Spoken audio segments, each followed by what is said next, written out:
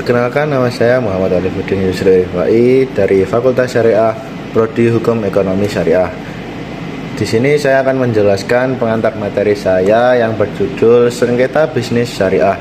Sengketa bisnis syariah merujuk pada perselisihan yang terjadi dalam bisnis yang dijalankan berdasarkan prinsip-prinsip syariah atau hukum Islam. Jenis sengketa ini bisa mencakup berbagai aspek seperti perjanjian jual beli, akad pembiayaan, sewa, investasi, dan lainnya, yang semuanya harus sesuai dengan prinsip-prinsip syariah seperti keadilan, transparansi, dan tidak adanya unsur riba atau bunga. Seterusnya yaitu penyebab umum sengketa bisnis syariah. Yang pertama yaitu interpretasi berbeda tentang akad. Dalam bisnis syariah, akad atau perjanjian menjadi sangat penting. Terkadang terjadi perbedaan interpretasi antara pihak-pihak terkait tentang isi dan pelaksanaan akad. Yang kedua yaitu kepatuhan terhadap prinsip syariah. Kadang terjadi perselisihan ketika salah satu pihak dianggap melanggar prinsip-prinsip syariah seperti memasukkan unsur riba atau gharar, ketidakpastian dalam transaksi.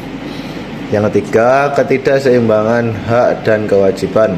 Sengketa bisa timbul jika salah satu pihak merasa haknya tidak dipenuhi atau kewajiban-kewajiban yang diatur dalam akad tidak dipenuhi secara adil. Yang keempat, ketidakjelasan dalam perjanjian. Ketidakjelasan atau kurangnya detail dalam akad bisa menyebabkan sengketa, terutama jika terjadi perbedaan pandangan tentang apa yang sebenarnya telah disepakati. Yang terakhir yaitu kinerja bisnis yang tidak sesuai harapan. Jika kinerja bisnis dijalankan tidak sesuai dengan ekspektasi atau tidak mencapai target yang diharapkan, ini bisa memicu sengketa, terutama jika ada perjanjian yang menyatakan pembagian keuntungan tertentu. Mungkin hanya itu yang bisa saya sampaikan, kurang lebihnya saya mohon maaf. Billahi taufiq wal hidayah. Wassalamualaikum warahmatullahi wabarakatuh. Bismillahirrahmanirrahim. Assalamualaikum warahmatullahi wabarakatuh. Saya akan mempresentasikan tentang materi saya, yaitu yang berjudul relasi praktik zakat ataupun hubungan zakat dan pajak di Indonesia. Ini hanya beberapa gambaran singkat yang mengenai materi tersebut sebelum pemaparan materi yang lebih lengkap. Bahwa kita ketahui hubungan relasi antara zakat dan pajak di Indonesia memiliki beberapa kaitan yang sangat penting terhadap pembangunan nasional, yang terlebih dalam sisi aspek ekonominya, di mana dalam praktek ataupun implementasi zakat serta yang dihubungkan dengan pajak di Indonesia sangat bergandeng erat. Adapun kita melihat dari sisi definisi, zakat merupakan salah satu bentuk penerimaan negara yang berdasarkan dengan syariat Islam, yang dimana itu sangat berbentuk proporsi dan hanya sebatas lingkup umat Islam. Berbeda dengan pajak merupakan penerimaan negara dari beberapa pembayaran yang didapatkan dari individu maupun lembaga dan institusi yang telah ditetapkan sesuai dengan undang-undang yang berlaku. Adapun perbedaan dan persamaan antara zakat dan pajak di Indonesia, persamaannya zakat dan pajak di Indonesia bisa diintegrasikan karena ada salah satu bentuk ataupun impact dari kedua untuk melakukan ataupun untuk menjadi salah satu sumber pendapatan negara dan dapat meningkatkan ekonomi yang signifikan bagi masyarakat. Dan yang kedua, persamaan antara zakat dan zakat yang ada di antara pajak di Indonesia merupakan salah satu tolak ukur pendapatan negara agar stabilitas ekonomi yang dilakukan oleh pemerintah berjalan dengan lancar. Dan perbedaan dari kedua hal tersebut, zakat merupakan salah satu bentuk yang saya katakan tadi proporsi dan hanya diwajibkan kepada umat Islam saja. Berbeda dengan pajak. Pajak merupakan salah satu lebih universal, lebih menyeluruh dibandingkan dengan zakat. Yang kedua, adapun penerimaan bagi seseorang ataupun hak yang mendapatkan dari zakat tersebut hanyalah orang-orang umat muslim yang telah ditentukan dengan barometer hukum yang telah ada di Islam, yaitu Al-Quran, As-Sunnah, Ijma, dan Qiyas. Berbeda dengan pajak. Pajak dapat dirasakan oleh segenap bangsa Indonesia yang merasakan dari pendapatan negara tersebut dari individu maupun lembaga institusi yang lainnya. Tapi tidak jadi menutup kemungkinan bahwa anggaran-anggaran yang telah didapatkan negara, entah itu dari lembaga, institusi maupun individu dan yang lainnya, dapat dirasakan oleh masyarakat. Itu telah menjadi rahasia umum. Akan tetapi di sini intinya persamaan antara zakat dan pajak di Indonesia itu memiliki pengaruh besar dalam peningkatan ekonomi yang ada di Indonesia.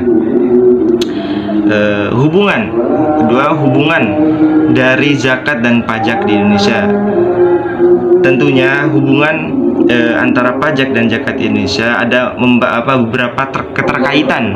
Antaranya ada salah satu undang-undang yang menyatakan bahwa warga Indonesia yang telah membayar wajib pajak, yang dimana yang telah membayar yang telah membayar zakat dan itu telah terintegrasi sama lembaga yang secara legal konstitusi itu dinyatakan sah, maka warga masyarakat Indonesia tidak dibebankan lagi dengan wajib pajak.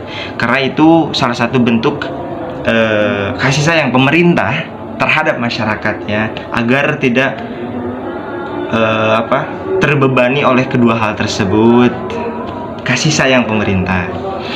Yang kedua, relasinya zakat dan pajak ini merupakan salah satu bentuk produk dari undang-undang yang telah ditetapkan oleh negara dan para kebijakan-kebijakan yang memiliki otoritas penuh di negara ini.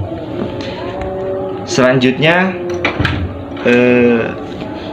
kesimpulan dari zakat dan pajak itu sendiri, intinya zakat dan pajak memiliki saling keterkaitan yang dimana sumbangsi pendapatan negara yang dihasilkan, yang diperoleh dari masyarakat itu sendiri, adapun zakat yang diperoleh dari lingkup secara proporsi sangat kecil untuk bagi umat Islam saja. Akan tetapi mayoritas umat muslim yang menjadi salah satu penyumbangsi dana terbesar bagi Indonesia itu menjadi salah satu faktor buat penunjang perkembangan ekonomi yang secara baik. Itu mungkin dari presentasi pengantar materi saya sendiri, yaitu tentang relasi hubungan zakat dan pajak di Indonesia. Assalamualaikum warahmatullahi wabarakatuh. Warahmatullahi wabarakatuh. Di sini saya akan menjelaskan sedikit tentang lembaga-lembaga syariah. Lembaga keuangan syariah adalah alternatif dari sistem keuangan konvensional yang beroperasi dengan prinsip-prinsip Islam, seperti larangan riba dan mengutamakan kesejahteraan bersama. Lembaga-lembaga ini seperti bank syariah, asuransi syariah, dan pasar modal syariah untuk memenuhi kebutuhan keuangan umat dengan cara yang sesuai dengan ajaran agama. Dalam materi ini kita akan mengenal lebih jauh tentang jenis-jenis lembaga keuangan syariah dan peran penting mereka dalam perekonomian. Assalamualaikum teman-teman. Di sini saya akan menyampaikan pengantar makalah saya yang berjudul Finansial Teknologi. Finansial teknologi atau yang lebih dikenal sebagai vintage adalah inovasi di bidang keuangan yang memanfaatkan teknologi untuk meningkatkan layanan keuangan. Dengan adanya vintage, proses transaksi keuangan menjadi lebih cepat, mudah, dan aman. Vintage mencakup berbagai aspek seperti pembayaran digital, pinjaman online, investasi berbasis aplikasi, dan lain-lain. Kehadirannya tidak hanya mengubah cara kita bertransaksi, tapi juga membuka peluang baru bagi inklusi keuangan di seluruh dunia. Terima kasih. Oke, Bismillahirrahmanirrahim. Assalamualaikum warahmatullahi wabarakatuh. Ya, sebelumnya nama saya Muhammad Ihsan Hakiki dan kali ini saya akan menyampaikan sebuah video dalam rangka tugas untuk mata kuliah dari Bu Ardinta yaitu Kapita Selekta. Nah, kali ini video saya dengan judul Peluang dan Tantangan Bisnis Bank Digital di Indonesia. Oke. Seiring perkembangan teknologi dan perubahan perilaku konsumen, bank digital kini semakin populer dan menjadi alternatif bagi banyak orang. Dalam beberapa tahun terakhir, kita telah melihat munculnya berbagai layanan perbankan digital yang menawarkan kenyamanan, kecepatan, dan biaya yang lebih rendah dibandingkan bank konvensional. Namun, apa sebenarnya yang membuat bank digital ini begitu menarik dan apa saja peluang yang bisa dimanfaatkan oleh para pemain di industri ini? Nah, di sisi lain, tantangan apa yang harus mereka hadapi untuk bisa bertahan dan berkembang di tengah persaingan yang semakin ketat? Nanti akan kita kupas itu dalam makalah saya nanti. Nah, yang akan dibahas nanti yakni pertama, peluang besar yang ditawarkan oleh pertumbuhan ekonomi digital di Indonesia, termasuk tingginya jumlah pengguna internet dan smartphone, serta meningkatnya kebutuhan layanan perbankan yang praktis dan terjangkau. Lalu, inovasi teknologi yang memungkinkan bank digital menawarkan layanan yang lebih cepat, lebih mudah, dan lebih personal, serta tantangan-tantangan besar yang dihadapi oleh bank digital seperti regulasi, keamanan data, dan persaingan dengan bank konvensional maupun pemain vintage lainnya. Jadi semua materi tadi akan dikupas tuntas dalam makalah yang akan disampaikan oleh saya di pertemuan-pertemuan yang akan datang. Oleh karena itu mohon ditunggu dan persiapkan materi untuk nanti. Baik, mungkin cukup sekian yang bisa saya sampaikan. Kurang lebih mohon maaf. Wassalamualaikum warahmatullahi wabarakatuh. Assalamualaikum teman-teman, di sini saya akan menyampaikan pengantar makalah saya yang berjudul Cash Wakaf Link Sukuk atau CWLS. CWLS ini merupakan inovasi keuangan syariah yang menghubungkan instrumen wakaf tunai dengan penerbitan sukuk negara.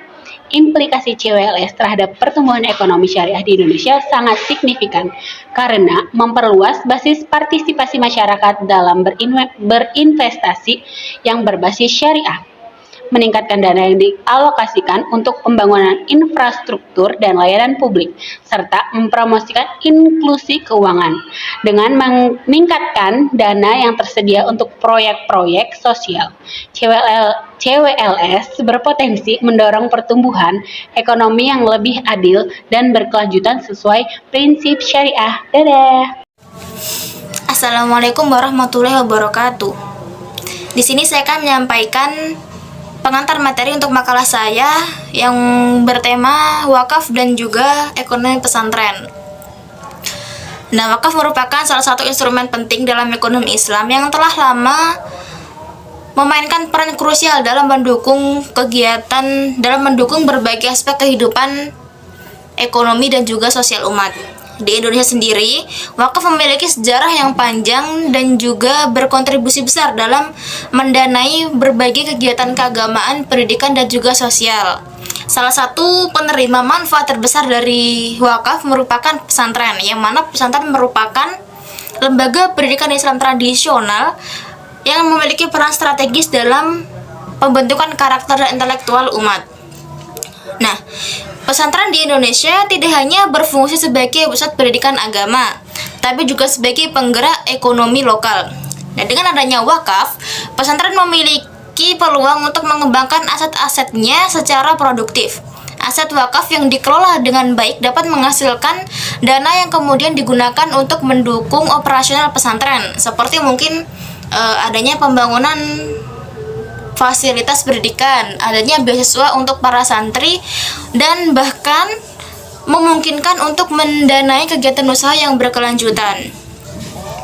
Di era modern sekarang ini, ekonomi pesantren semakin mendapatkan perhatian. Pesantren tidak lagi tergantung pada sumbangan masyarakat atau iuran santri saja, tetapi mulai bertransformasi menjadi entitas yang mandiri dengan mengelola aset wakaf secara akuntabel dan profesional. Pesantren dapat mengembangkan berbagai usaha seperti mungkin adanya koperasi pelajar atau sering disebut kopel, mungkin dengan adanya pertanian, peternakan, maupun dengan usaha mikro kecil maupun UMKM menengah lainnya. Nah, di Ngabar, di Wali Songo sendiri sudah ada BMT, ada Ngabar Farm, dan juga ada swalayan. Kemudian sinergi antara wakaf dan pesantren menciptakan peluang besar untuk meningkatkan kesejahteraan umat. Pengelolaan wakaf yang transparan dan akuntabel memungkinkan pesantren untuk memperoleh pendapatan yang stabil dan berkelanjutan. Dengan demikian, pesantren dapat terus berkembang sebagai lembaga pendidikan sekaligus sebagai pusat untuk pengembangan ekonomi yang berperan dalam memberdayakan masyarakat sekitar. Nah, namun di balik semua itu tadi pasti ada tantangan dan peluangnya, termasuk kurangnya pemahaman perseorangan maupun anggota, maksudnya pemahaman mengenai pengelolaan wakaf secara produktif, keterbatasan sumber daya manusia yang mampu mengelola aset wakaf dengan baik, serta regulasi yang belum sepenuhnya mendukung. Nah, meskipun demikian, di balik kekurangan tadi, di balik tantangan tadi, pasti ada peluang besar, yaitu mungkin dengan adanya inovasi dan kolaborasi yang baik antara pengelola wakaf, pengelola pesantren, pemerintah, dan masyarakat. Nah, dapat diambil kesimpulan bahwasannya wakaf dan ekonomi pesantren adalah dua pilar yang penting dalam kemandirian ekonomi umat Islam. Keterkaitannya yaitu wakaf sering digunakan untuk kegiatan pesantren, misalnya tanah atau bangunan diwakafkan untuk pesantren. Kemudian apabila pesantren bisa mengelola wakaf dengan baik, maka pemanfaatan wakaf tadi, baik bangunan maupun tanah, bisa menghasilkan pendapatan untuk kegiatan pesantren. Kemudian yang ketiga yaitu pengembangan ekonomi pesantren bisa didukung dana wakaf. Ya, sama seperti poin kedua, apabila pesantren bisa memanfaatkan wakaf, baik itu bangunan, tanah maupun yang lainnya, maka itu juga akan bisa menjadi salah satu sumber dari ekonomi pesantren. Nah, kemudian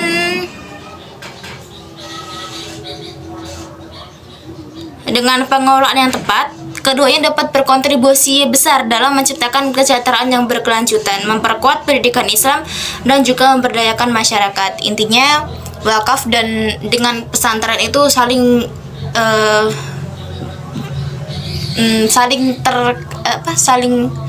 intinya wakaf dan pesantren itu memiliki sangat berkaitan, karena penerima wakaf terbesar sendiri adalah pesantren. Jadi dengan kita mendukung pesantren, dengan kita memberikan wakaf kepada pesantren, sama saja kita sudah mendukung ekonomi umat Islam. Demikian yang dapat saya sampaikan. Akhirnya, wassalamualaikum warahmatullahi wabarakatuh. Bismillahirrahmanirrahim. Assalamualaikum warahmatullahi wabarakatuh. Di sini saya akan sedikit menjelaskan tentang isu-isu kontemporer dalam perkembangan perbankan syariah. Isu-isu kontemporer dalam perkembangan perbankan syariah mengacu terhadap tantangan, peluang, serta permasalahan terkini yang dihadapi oleh industri-industri perbankan syariah dalam menjalankan operasinya dan terus berkembang. Isu-isu ini dipengaruhi oleh berbagai faktor, mulai dari perkembangan teknologi, perubahan regulasi, dinamika ekonomi global, hingga tuntutan masyarakat yang semakin beragam. Secara sederhana, isu-isu kontemporer ini adalah masalah-masalah yang sedang hangat dibicarakan dan dicari solusinya oleh para pelaku industri perbankan syariah saat ini. Contoh-contoh isu-isu kontemporer dalam perbankan syariah yaitu: 1. Inovasi produk.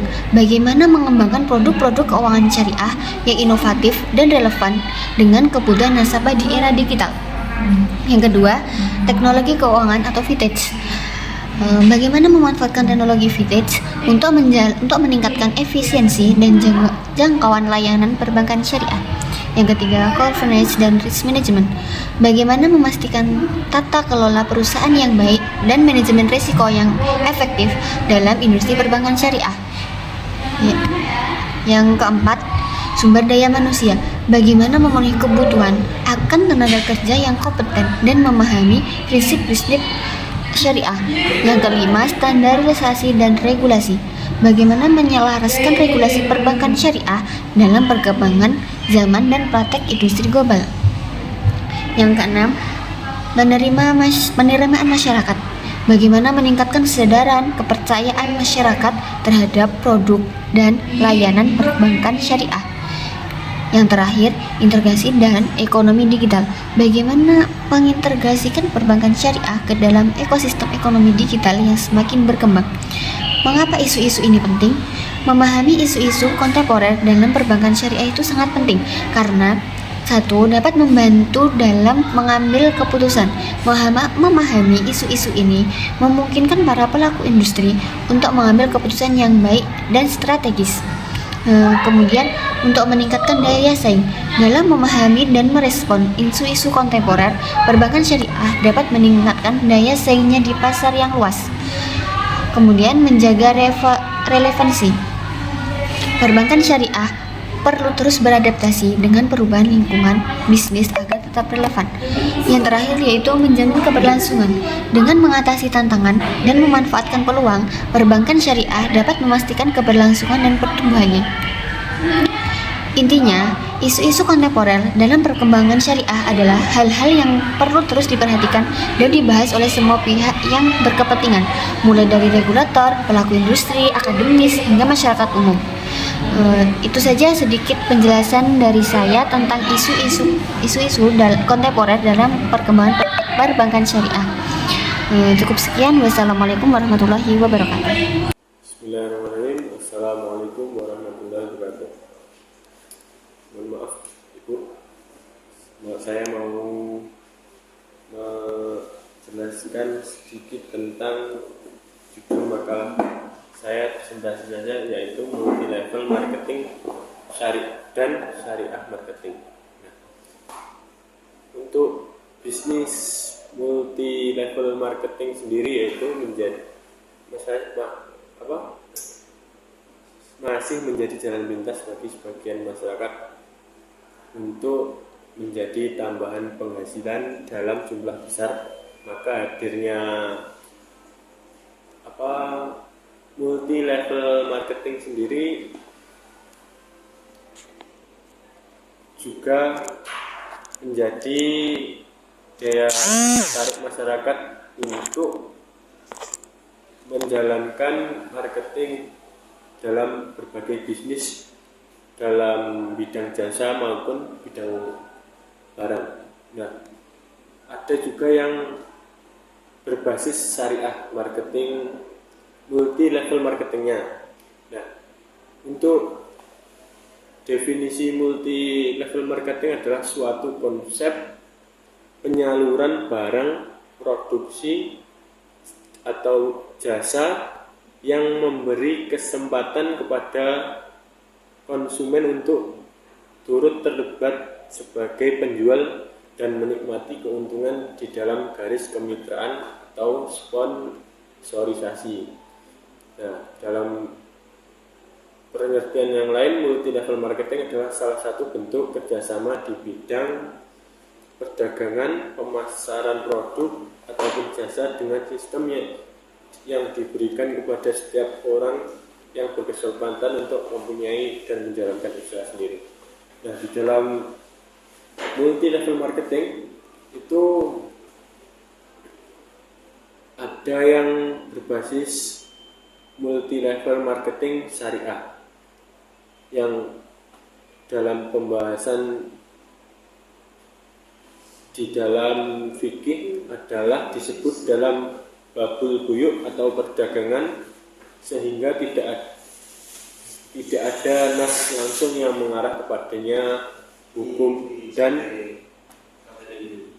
berbisnis multi level marketingnya itu sendiri. Jadi tidak ada pembahasan khusus untuk multi level marketingnya itu. Jadi untuk multi level marketing itu juga dibahas di fikih, tetapi tidak ada pembahasan yang merinci kepada khusus pada multi level marketingnya. Nah, di dalam makalah nanti akan ada kerangka hukum dari multi level marketing itu sendiri, yaitu difatwakan oleh DSN MUI nomor 75/DSN MUI /7 2009 tentang pedoman penjualan langsung berjenjang syariah.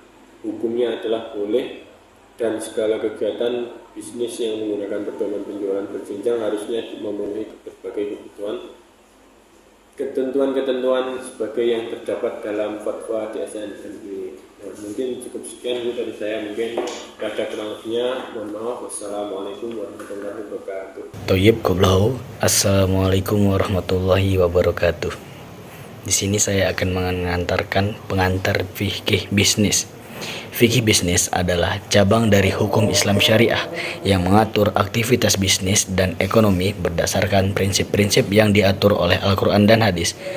Tujuan utama dari fikih bisnis adalah untuk memastikan bahwa semua transaksi dan praktik bisnis dilakukan dengan adil, etis, dan sesuai dengan nilai-nilai Islam.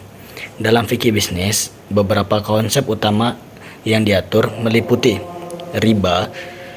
Dalam Islam, riba itu nggak boleh, walaupun namanya bunga pinjaman, kredit, itu dilarang karena dianggap tidak adil dan eksploitatif. Kedua, goror, sesuatu yang tidak pasti. Goror merujuk pada transaksi bisnis yang mengandung ketidakpastian atau spekulasi yang berlebihan, dilebih-lebihi. Yang ketiga, zakat.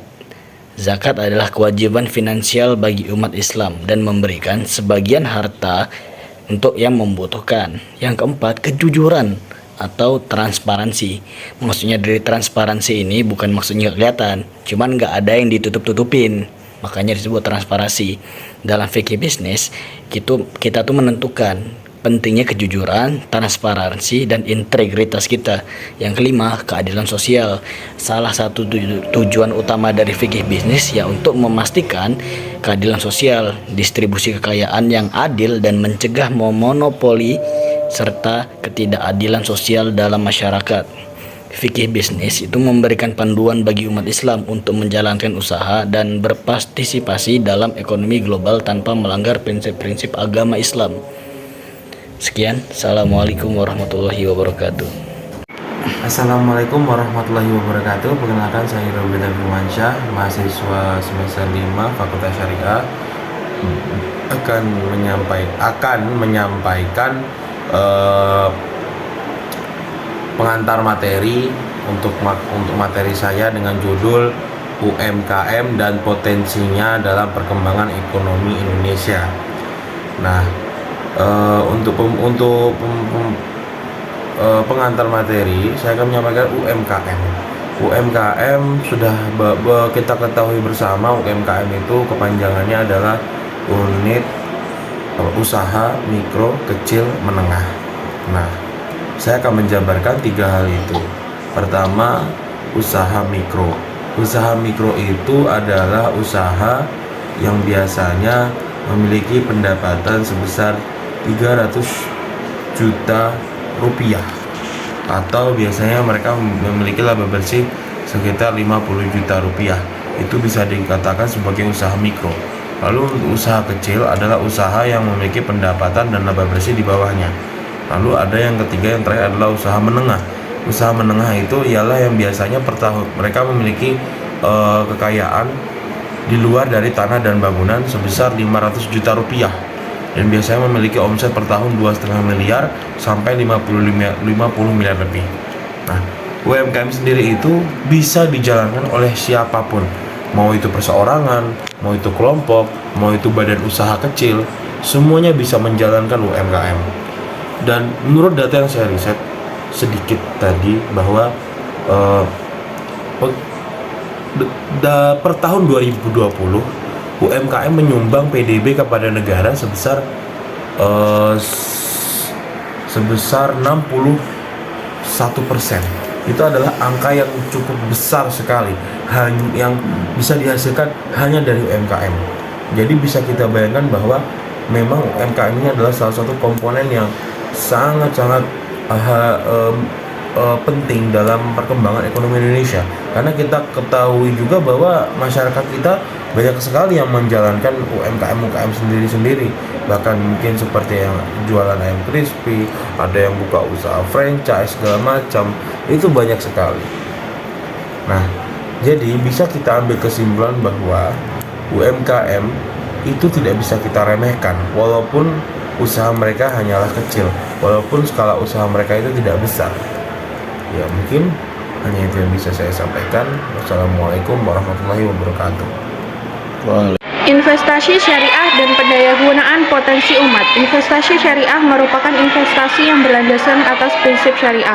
Kemudian manfaat investasi syariah ialah investasi yang bersifat halal, bebas riba, dikelola sesuai dengan syariat Islam, dan memiliki tingkat resiko yang amat kecil. Kemudian jenis-jenis investasi syariah ialah saham syariah dan reksadana syariah. Bismillahirrahmanirrahim. Assalamualaikum warahmatullahi wabarakatuh. Nama saya Muhammad Nada Krishna Budi. Saya ingin membuatkan video pendek guna untuk menyelesaikan tugas makalah pelajaran Skapita Selekta Hukum Ekonomi Islam yang didoseni oleh Bu Arlinta. Dengan materi yang saya bawakan yaitu materi tentang milestone dan juga perkembangan ekonomi syariah di Indonesia. Membicarakan tentang ekonomi syariah di Indonesia, ekonomi Indonesia yaitu ekonomi syariah di Indonesia sangatlah bagus atau sangat baik. Ini sudah banyak kalangan masyarakat yang menganggap bahwasanya ekonomi syariah itu ekonomi yang sangat bagus, mengingat produk-produknya dan juga hukum atau akad-akad atau tata cara yang digunakan untuk bertransaksi atau menggunakan ekonomi syariah, yaitu contohnya simpan pinjam, ataupun contoh lain yaitu bagi hasil atau sistem murabahah pada ekonomi syariah. Dan tidak lupa juga ada kabar gembira yaitu State of Global Islamic Economy atau SGIE mengungkapkan bahwa Indonesia menjadi nomor 3 Global Islamic Economy Indicator atau GIEI yang kita kenali sebagai yaitu indikator dari ekonomi Islam di Indonesia. Jadi di Indonesia ini ekonomi Islam sangat digemari, terutama dari produknya, dari akadnya, dan juga dari beberapa hal yang dilahirkan. Contohnya di bank syariah. Di bank syariah kita sudah mengerti bahwasanya ada namanya hukum, ada simpan pinjam atau juga bagi hasil atau sistem murabahah, dan juga sistem ijarah ataupun sistem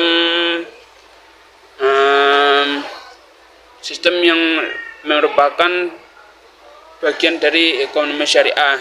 Dari sini Indonesia juga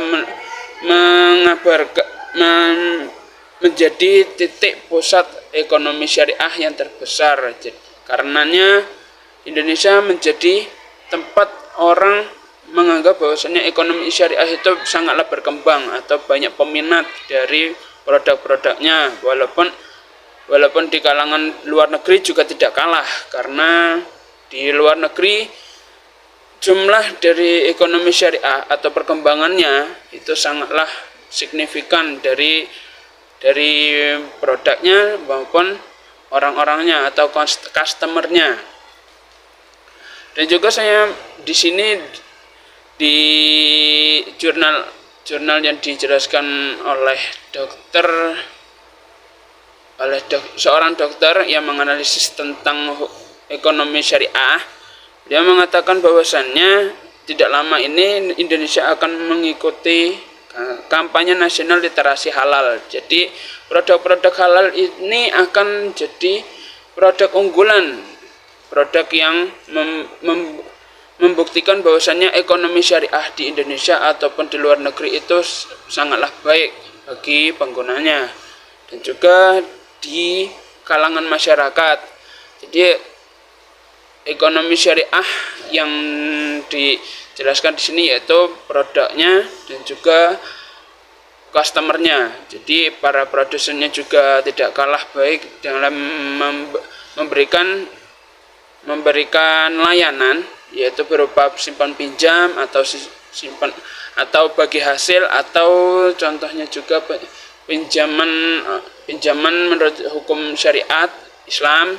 Dan juga di sini juga dikatakan bahwasanya kalau Indonesia merupakan penduduk terbanyak di Indonesia, jadi tidak lain ekonomi syariah di Indonesia itu menjadi ekonomi yang terbesar di dunia, karena sudah jelas di kalangan Indonesia bahwasanya kalangan orang muslim itu lebih banyak, dan juga produk-produk atau hukum atau produk ekonomi Islamnya, ekonomi syariahnya akan berkembang di Indonesia.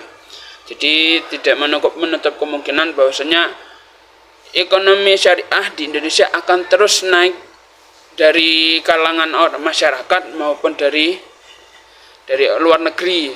Dari itu bahan atau produknya yang disuguhkan untuk masyarakat juga tidak kalah bagusnya dari luar negeri. Jadi di Indonesia ekonomi Islam atau ekonomi syariah akan terus menjadi lebih baik dan menjadi produk unggulan atau produk-produk banyak di Indonesia maupun luar negeri. Mungkin itu saja video yang mungkin saya bisa sampaikan. Kurang lebihnya dari tutur kata saya, jika ada kekurangan saya mohon maaf dan mohon dimaklumi atas kekurangannya. Billahi taufik wal hidayah wa ridha wal inayah. Wassalamualaikum warahmatullahi wabarakatuh. Sekian dan terima kasih. Assalamualaikum warahmatullahi wabarakatuh. Selamat malam Ibu. Di sini saya akan menjelaskan tentang judul makalah saya yang berjudul Equity Crowdfunding di Indonesia. Equity crowdfunding di Indonesia adalah metode penggalangan dana yang memungkinkan individu atau investor membeli saham atau membeli kepemilikan dalam sebuah perusahaan melalui platform online. Nah, tetapi berbeda dengan crowdfunding yang tradisional. Nah, jika crowdfunding tradisional yaitu lebih fokus terhadap donasi atau imbalan. Equity crowdfunding memberikan kesempatan bagi investor untuk mendapatkan return dari investor mereka. Nah, di era digital yang semakin maju, metode pembiayaan tradisional tidak memadai untuk memenuhi kebutuhan modal usaha. Nah, terutama bagi perusahaan atau usaha kecil.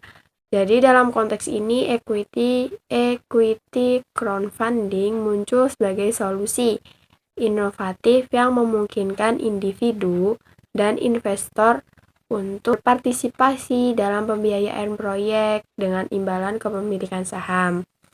Jadi, manfaat equity crowdfunding ini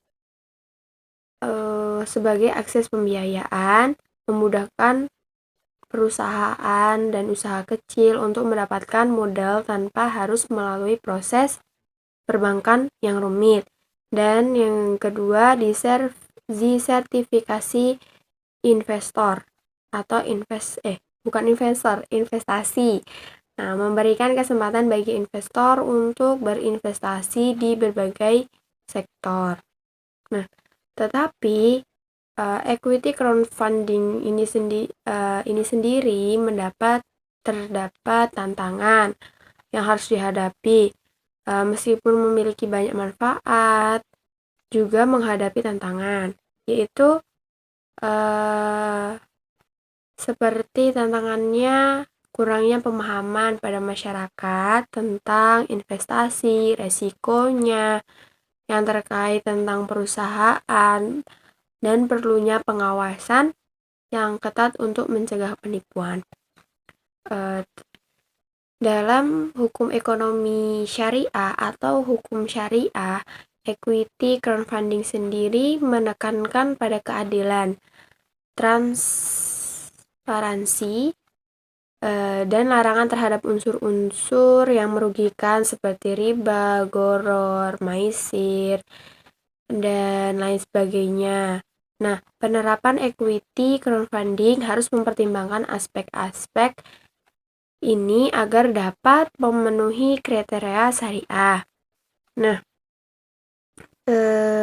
dan sebagai kesimpulannya, equity crowdfunding menawarkan peluang yang menarik bagi pengusaha atau investor di Indonesia dengan regulasi yang tepat dan edukasi yang memadai, dan diharapkan praktik equity crowdfunding ini berkembang lebih jauh, memberikan dampak positif pada perekonomian di Indonesia dan menciptakan ekosistem bisnis yang lebih inklusif. Sekian, wassalamualaikum warahmatullahi wabarakatuh.